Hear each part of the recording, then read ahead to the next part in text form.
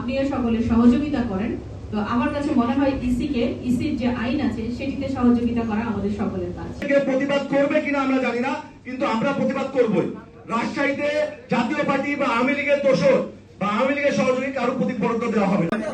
গত 17 বছর আওয়ামী লীগকে এই খুনিদেরকে কিভাবে জাতীয় পার্টি সহযোগিতা করেছে, তাদের নির্বাচনকে কিভাবে তারা বাংলাদেশকে তাদেরকে লাইসেন্স দিয়েছে, তারপরে এই যে জুলাই গণ অভ্যুত্থান হইল, এই যে 1400 শহীদ হইল, আমাদের ভাইয়ের রক্তের উপরে বসে তারা আজকে জাতীয় পার্টিকে বৈধতা ঘোষণা করছে। আমরা এটা তীব্র নিন্দা প্রতিবাদ জানাই। আমি বিশ্বাস করি যে আমাদের জুলাই রাজশাহীর যে যোদ্ধারা আছে তারা এই বিষয়ে সোচ্চার হবে এবং গোটা বাংলাদেশ কি হচ্ছে আমরা জানি না।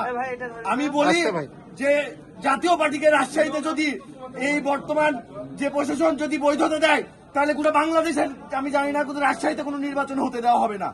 আর যদি প্রতীক বরাদ্দ দেওয়া হয়, রাজশাহীতে কোনো জাতীয় নির্বাচন হবে না, হতে দেওয়া হবে না ইনশাআল্লাহ।